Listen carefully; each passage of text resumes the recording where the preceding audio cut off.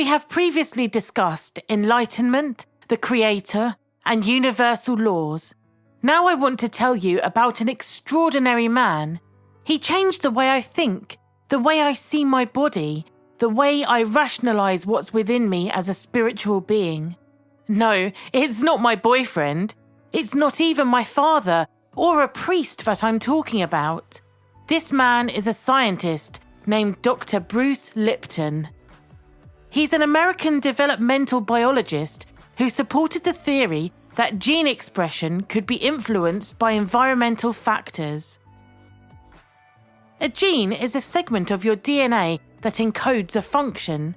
Like, for example, in the stomach, the genes will activate the process to create acid, which helps digest your food.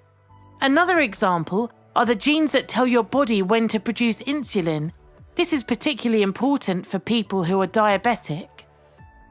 Although genes are in every part of your body, because every part of your body has DNA, they know when to send or stop certain instructions to create a task. This is gene expression. The cells that make up our bodies are like mini-universes, each one of them infinite on an atomic level.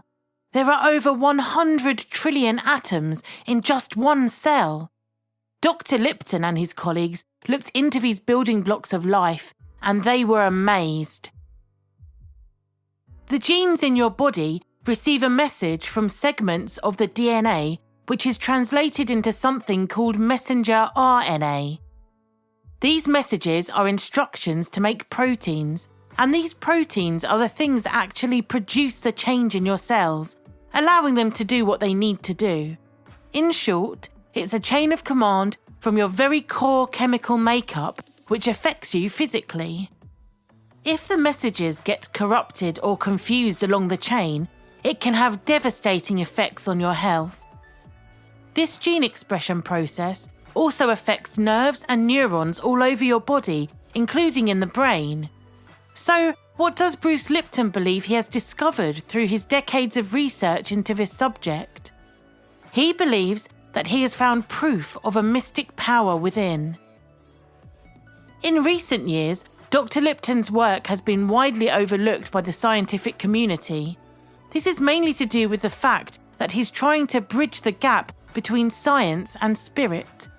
He holds a PhD degree from the University of Virginia, and he started his career as a cell biologist. Dr. Lipton's research into muscular dystrophy and studies employing cloned human stem cells focused on the molecular mechanisms controlling cell behavior. This was groundbreaking research in the late 1970s. An experimental tissue transplantation technique developed by Dr. Lipton and his colleague was published in the well-recognized journal Science. This technique was subsequently employed as a novel form of human genetic engineering. So, why is he now being shunned by the scientific community? After such a great achievement in his career, he then went on to study the principles of quantum physics and how they might be integrated into his understanding of the cell's information processing systems. And this is where things started to progress from publicly speaking about scientific topics, and they began to stray into the more spiritual side of life. During his extensive research study at Stanford University, he discovered that the outer layer of a cell was equivalent to its brain, and that the environment around the cell had to pass through the membrane, turning genes on and off. As he got deeper into the science of the cells, he also began to realize that if the smallest things in our body are influenced by their environment and the messages they receive through their brain, then the same must apply for human beings and other living creatures. The most important and revolutionary findings were that our minds have an effect on the way our body works, right down to the cellular level. And what if we go beyond that?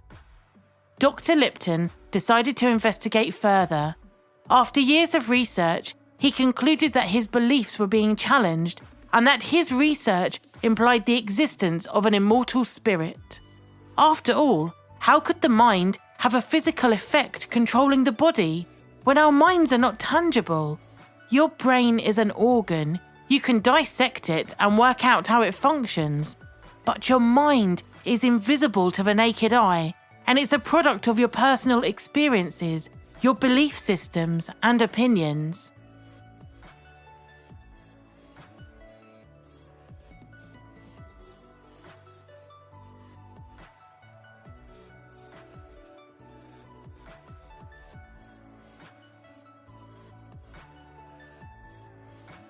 Dr. Lipton describes our mind in two ways. The conscious mind is the creative mind. The subconscious mind is a programmed mind, a habit mind. He delves into the difference between the two, explaining that if you buy a new computer and turn it on, the built-in operating system prepares it to work. But if there are no programs in the computer, then the computer can't really do anything. He continues to explain that if you relate this to a child, when the brain develops, it's got an operating system, but there are no programs in it. So nature created the first 7 years of our lives to download behaviours by observing the people around us. By this way, a child can learn all of the functionality it needs to be a member of society and a part of a family group. Because we are downloading programs by watching other people, what if we download programs that are negative programs, such as domestic violence, manipulation, controlling by fear, greed, and so on? Well, this can have a severe impact on your physical health. Imagine a child or a person who is under stress. They could live in a country torn apart by war. They could live in a time of famine, or even just a regular household, but their parents have suddenly lost their jobs. All of these things create a level of background stress. If the mind is picking up these negative signals, or maybe it has already had them programmed that way from a young age, this can be devastating, all because of the way we have observed a situation, not because our brains aren't functioning correctly. The environment we live in is affecting our physical well-being. Let me tell you about my friend. When we were at school together, his parents went through a really bad divorce. He was 10 years old at the time, and he was the only child. His parents argued every day. They didn't shout at him, but they were angry in the house around him. He still ate the same food. He still came out to play on his bike with us, and we still sat close to each other in school. The only change was that his parents' attitude and actions were different. His environment. After a few weeks of this, we noticed that he started talking differently. He sounded like he was quieter, slower. He also lost some weight, and you could see that his arms and legs would get thinner. But he was still eating 3 full meals a day. These were the consequences of living in a bad environment, and this was being programmed into his subconscious mind.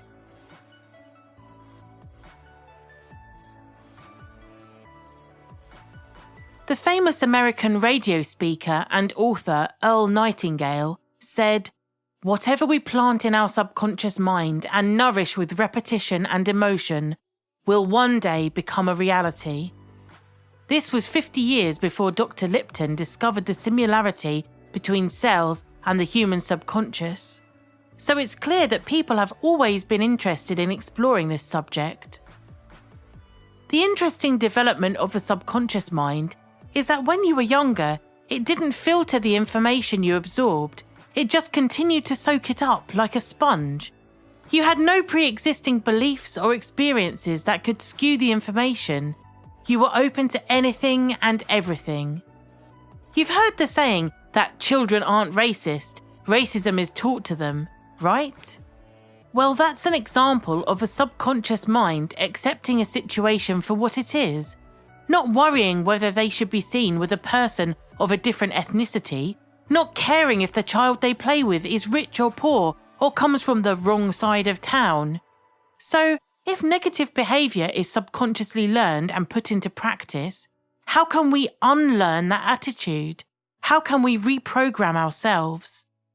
The first thing to realise is that some programming is still occurring today, right now, even as you watch this video. You are taking in information and judging what is useful, but on an unconscious level, you are also observing and storing more information. Because the subconscious mind is rarely accessed to get the stored information that has been programmed since birth, you need to actively want to be enlightened, awakened. You need to actively assess your thoughts and actions, which can be hard. I mean, you're confronting all of those emotions and memories that you have tried to ignore for so many years. By assessing yourself, you can start to make positive changes. For example, if you have always been told you're a grumpy person, this may irritate you. Then without thinking, you could snap at the next person that you speak to because somebody else had tried to make a joke about you being miserable earlier that day. At this point, you would need to stop your train of conscious thought. Recognize that your ego is taking control and truly think about why you were irritated by the first remark that started this whole chain of events. Go into your subconscious. Did the person offend you by accident? Were they just trying to be funny? Did you remember a time that you felt really embarrassed and acted in a grumpy way when you were younger? By working through the information that's stored subconsciously, you should be able to find that you can let these negative traits go. It may take a few instances before you can be fully free of them, but never forget that if you are aware of your subconscious mind, you are more in tune with yourself and you can question your programming.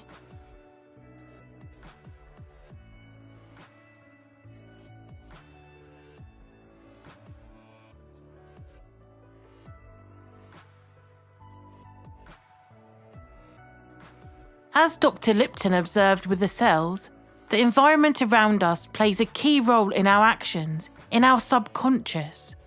When you are faced with a piece of information or an opinion that challenges your beliefs, take a moment to think before you respond. Remember, all of us have our own inner fears, beliefs, opinions. These inner assumptions rule and govern our lives. A suggestion has no power in and of itself.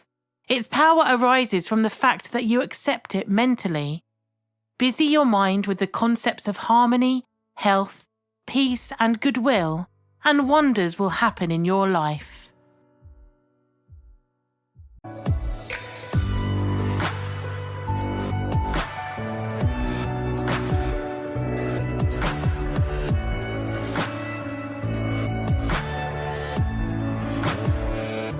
If you have enjoyed this video and you're inspired by what you've seen, don't forget to like, subscribe and share.